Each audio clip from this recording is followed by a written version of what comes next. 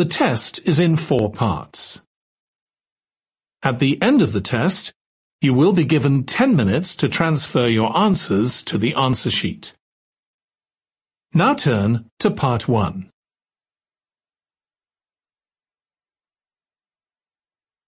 Part 1. You will hear a woman phoning a friend to get information about a job agency. First, you have some time to look at questions 1 to 5.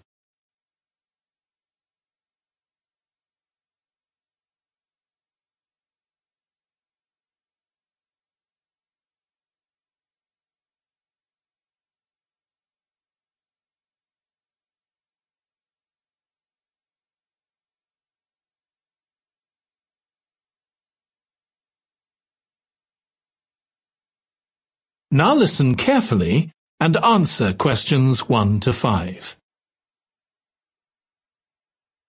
Hello, William. This is Amber. You said to phone if I wanted to get more information about the job agency you mentioned. Is now a good time? Hi, Amber. Yes, fine. So the agency I was talking about is called Bankside. They're based in Docklands. I can tell you the address now. 497 East Side. OK, thanks. So is there anyone in particular I should speak to there? The agent I always deal with is called Becky Jameson. Let me write that down. Becky Jameson. Jameson.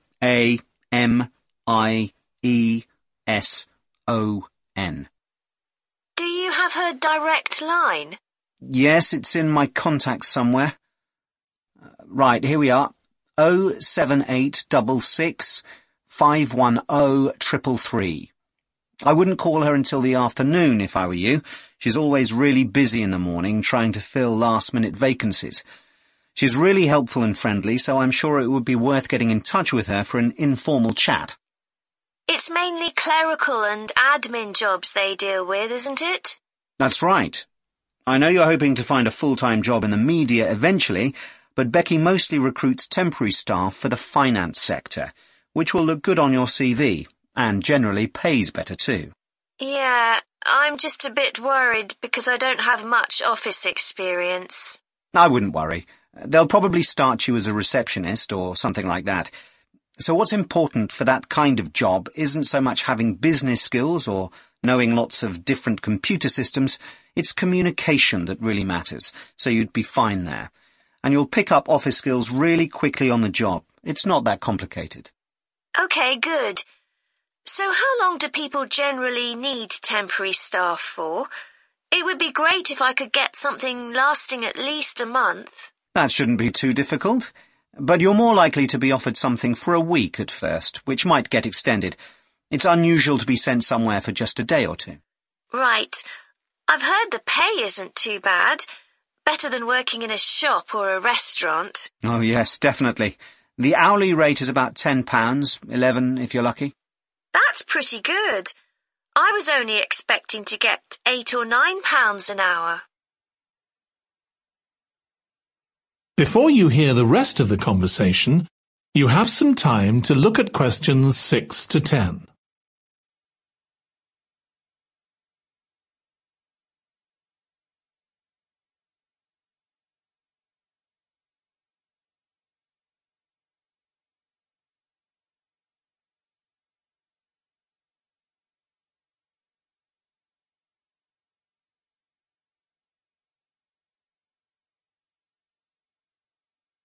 Now listen and answer questions 6 to 10. Do you want me to tell you anything about the registration process? Yes, please. I know you have to have an interview. The interview usually takes about an hour, and you should arrange that about a week in advance. I suppose I should dress smartly if it's for office work. I can probably borrow a suit from Mum. Good idea. It's better to look too smart than too casual. Will I need to bring copies of my exam certificates or anything like that? No, they don't need to see those, I don't think. What about my passport? Oh yes, they will ask to see that. OK. I wouldn't get stressed about the interview, though. It's just a chance for them to build a relationship with you, so they can try and match you to a job which you'll like. So there are questions about personality that they always ask candidates, fairly basic ones, and they probably won't ask anything too difficult, like what your plans are for the future. Hope not. Anyway, there are lots of benefits to using an agency. For example, the interview will be useful because they'll give you feedback on your performance so you can improve next time. And they'll have access to jobs which aren't advertised. Exactly. Most temporary jobs aren't advertised. And I expect finding a temporary job this way takes a lot less time. It's much easier than ringing up individual companies. Yes, indeed. Well, I think I've covered everything. That is the end of part 1. You now have 1 minute to check your answers to part 1.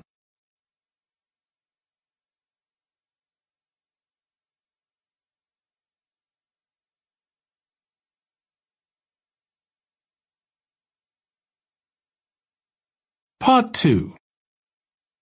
You will hear a woman giving a presentation about a holiday on an island in Britain that her company organizes. First, you have some time to look at questions 11 to 14.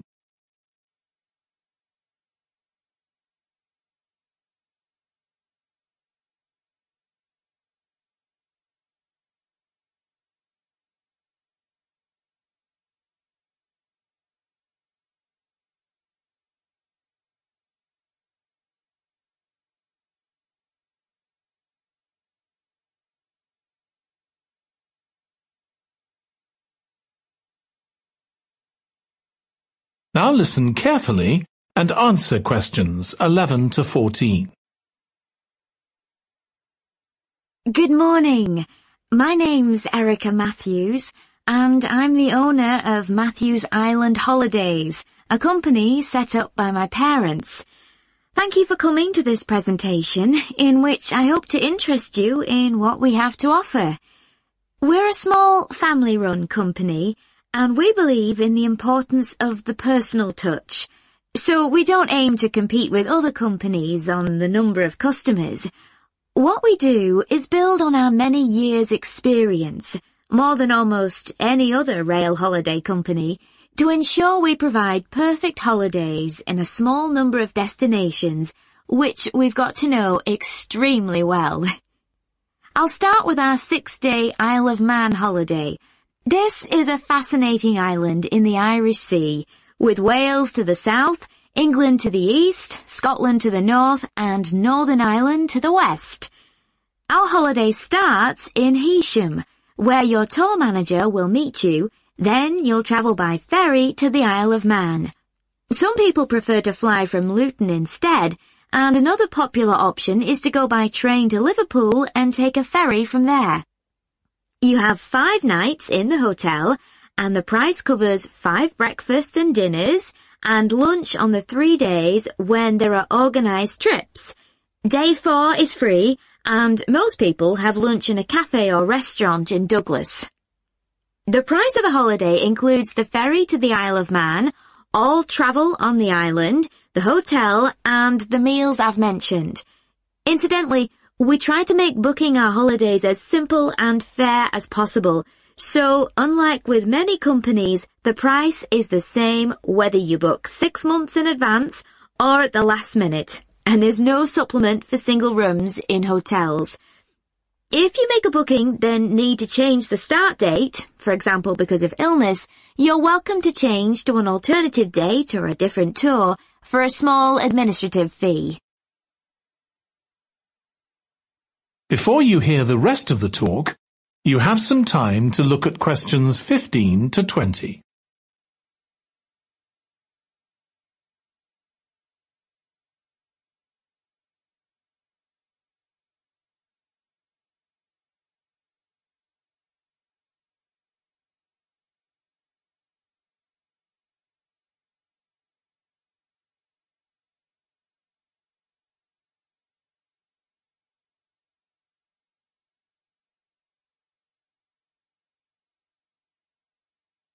Now listen and answer questions 15 to 20.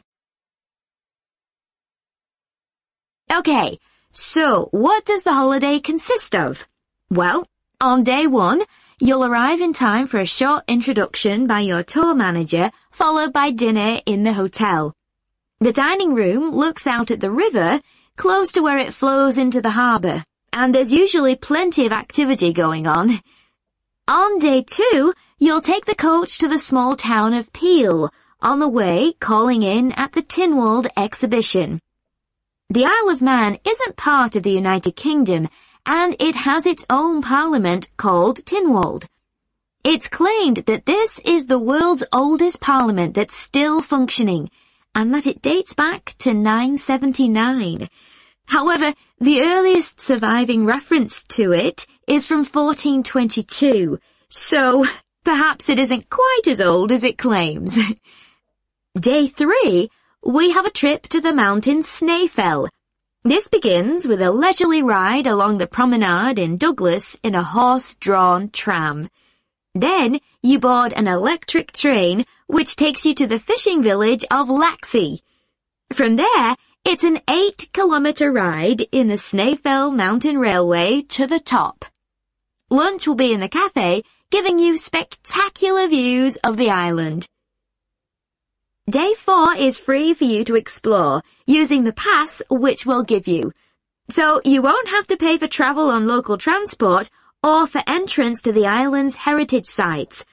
Or you might just want to take it easy in Douglas and perhaps do a little light shopping. The last full day, day 5, is for some people the highlight of the holiday, with a ride on the steam railway from Douglas to Port Erin. After some time to explore, a coach will take you to the headland that overlooks the Calf of Man, a small island just off the coast. From there, you continue to Castletown, which used to be the capital of the Isle of Man and its medieval castle. And on day 6, it's back to the ferry, or the airport if you flew to the island, and time to go home. Now, I'd like to tell you a bit more. That is the end of part 2. You now have 30 seconds to check your answers to part 2. Part 3. You will hear 2 psychology students discussing the effects of the order in which the children in a family are born.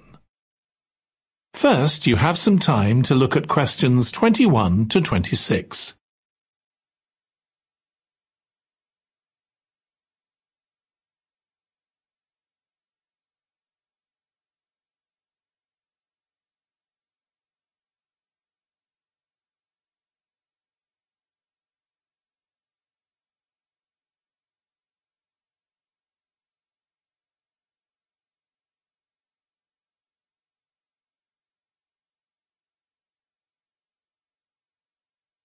Now listen carefully and answer questions 21 to 26. Ed, how are you getting on with the reading for our presentation next week? Well, okay, Ruth, but there's so much of it. I know. I hadn't realised birth order was such a popular area of research. But the stuff on birth order and personality is mostly unreliable. From what I've been reading, a lot of the claims about how your position in the family determines certain personality traits are just stereotypes, with no robust evidence to support them. Okay, but that's an interesting point. We could start by outlining what previous research has shown. There are studies going back over 100 years. Yeah, so we could just run through some of the typical traits. Like the consensus seems to be that oldest children are generally less well-adjusted, because they never get over the arrival of a younger sibling. Right, but on a positive note, some studies claim that they were thought to be good at nurturing. Certainly in the past, when people had large families, they would have been expected to look after the younger ones. There isn't such a clear picture for middle children, but one trait that a lot of the studies mention is that they are easier to get on with than older or younger siblings. Generally eager to please and helpful. Although that's certainly not accurate as far as my family goes. My middle brother was a nightmare, always causing fights and envious of whatever I had. As I said, none of this seems to relate to my own experience. I'm the youngest in my family, and I don't recognise myself in any of the studies I've read about. I'm supposed to have been a sociable and confident child who made friends easily, but I was actually terribly shy. Really? That's funny. There have been hundreds of studies on twins, but mostly about nurture versus nature. There was one on personality which said that a twin is likely to be quite shy in social situations because they always have their twin around to depend on for support. My cousins were like that when they were small. They were only interested in each other and found it hard to engage with other kids. They're fine now, though. Only children have had a really bad press. A lot of studies have branded them as loners who think the world revolves around them because they've never had to fight for their parents' attention. That does seem a bit harsh. One category I hadn't considered before was children with much older siblings. A couple of studies mentioned that these children grow up more quickly and are expected to do basic things for themselves, like getting dressed. I can see how that might be true, although I expect they're sometimes the exact opposite, playing the baby role and clamouring for special treatment. Before you hear the rest of the discussion, you have some time to look at questions 27 to 30.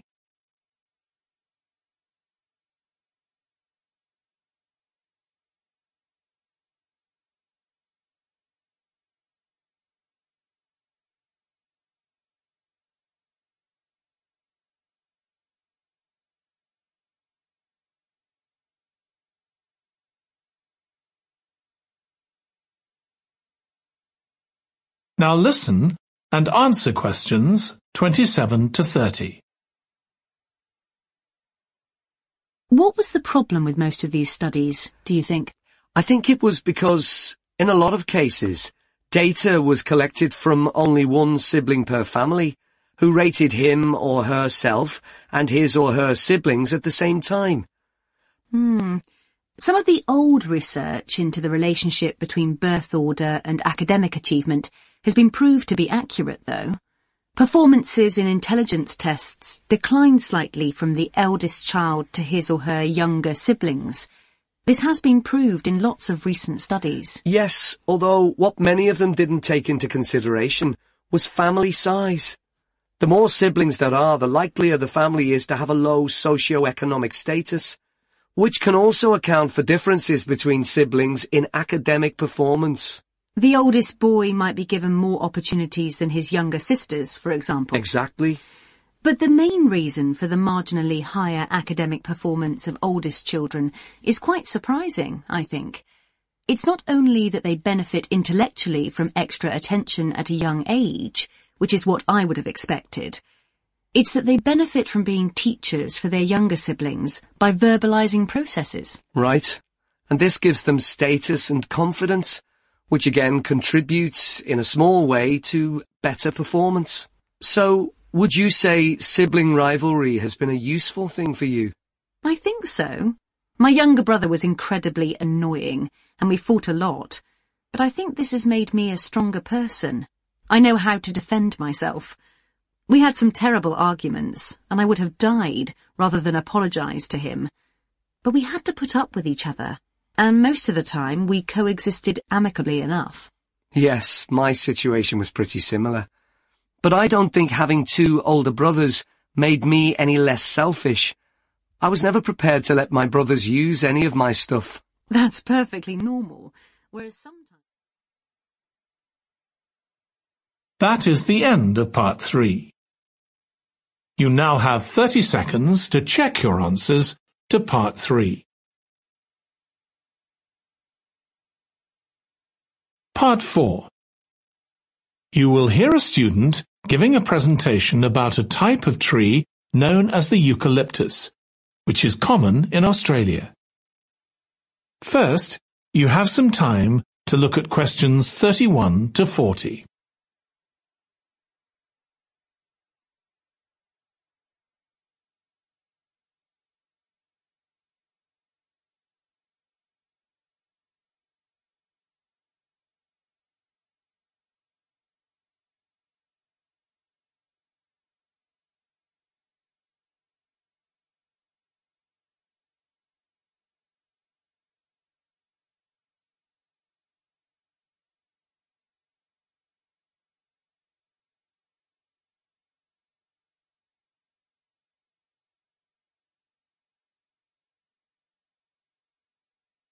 Now listen carefully and answer questions 31 to 40.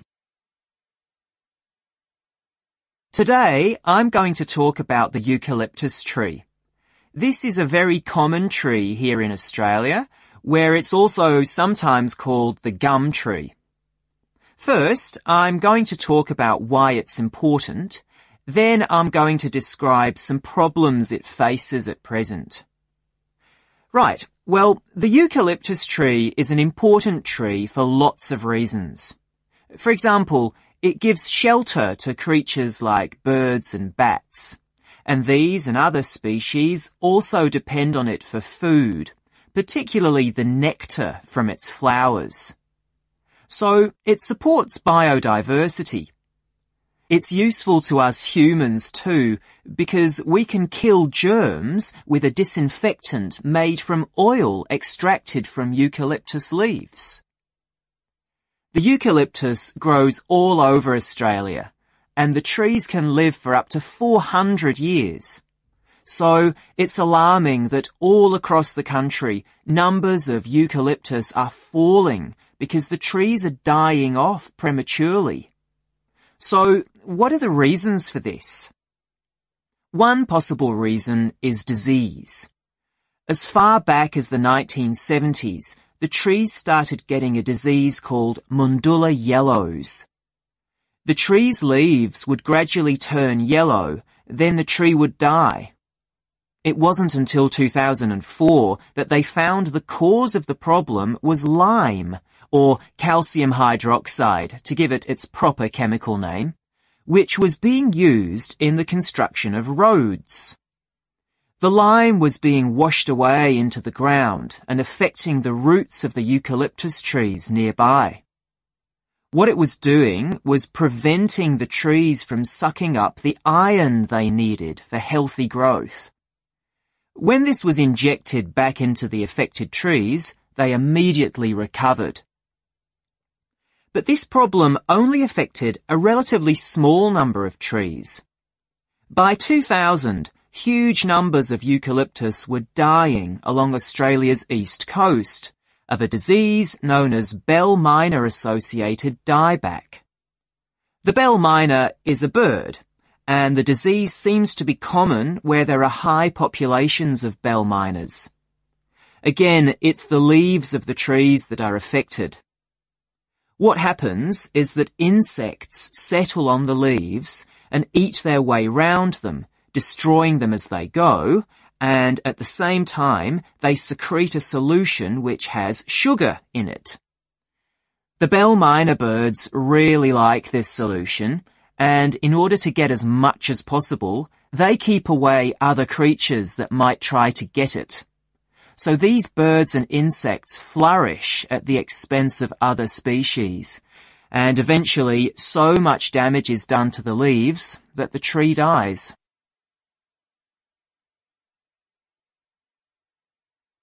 But experts say that trees can start looking sick before any sign of bell miner-associated dieback.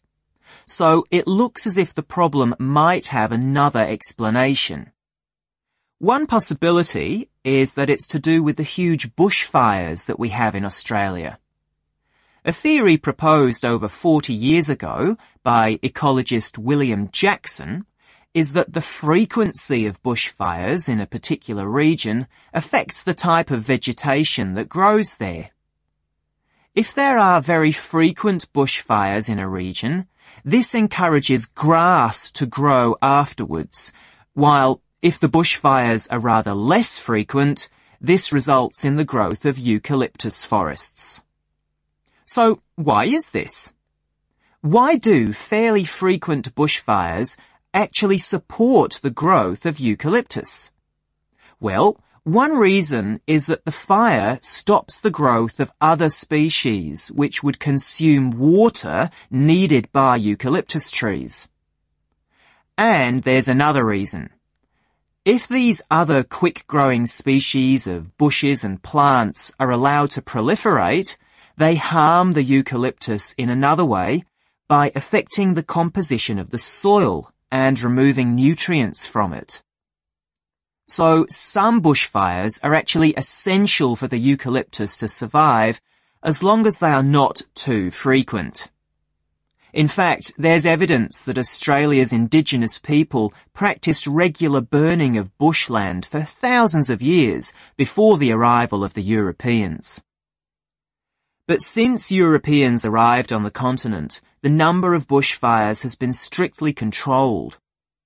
Now, scientists believe that this reduced frequency of bushfires to low levels has led to what's known as dry rainforest, which seems an odd name as usually we associate tropical rainforest with wet conditions. And what's special about this type of rainforest? Well, unlike tropical rainforest, which is a rich ecosystem, this type of ecosystem is usually a simple one. It has very thick, dense vegetation, but not much variety of species. The vegetation provides lots of shade, so one species that does find it ideal is the bell myna bird, which builds its nests in the undergrowth there. But again, that's not helpful for the eucalyptus tree. That is the end of part 4. You now have 1 minute